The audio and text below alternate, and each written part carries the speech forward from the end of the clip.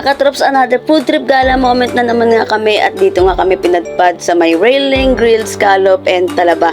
Ang kanilang talaba with suka and chili is nagkakalaga ng 8 pesos at ang kanila namang scallop ay nagkakalaga din ng 8 pesos. Meron din sila ditong inihaw na pusit mga katrops na nagkakalagang 10 pesos o diba super affordable pero sulit na sulit. Tignan nyo nga namang mga katrops kung gaano kalaki ang kanilang talaba. Baka high blood din kanyan mga katrops ha, dahan-dahan lang chares.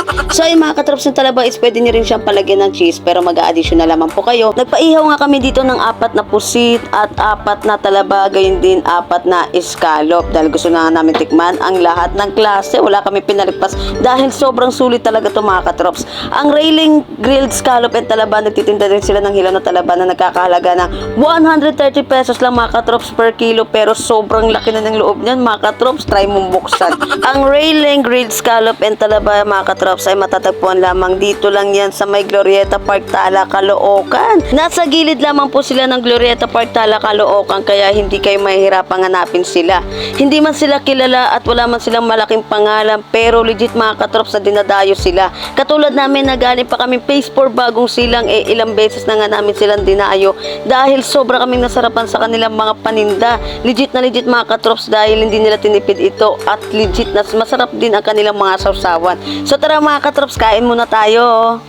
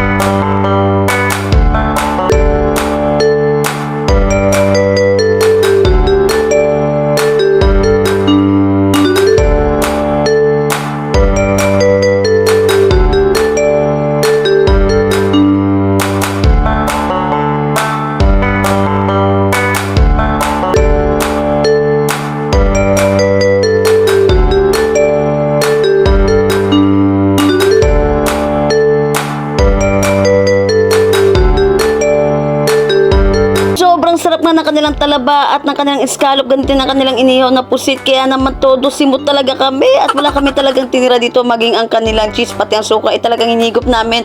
So ayun sa mga nakapanood ay mag-comment lamang po kayo kung taga saan kayo at ano pang hinihintay nyo.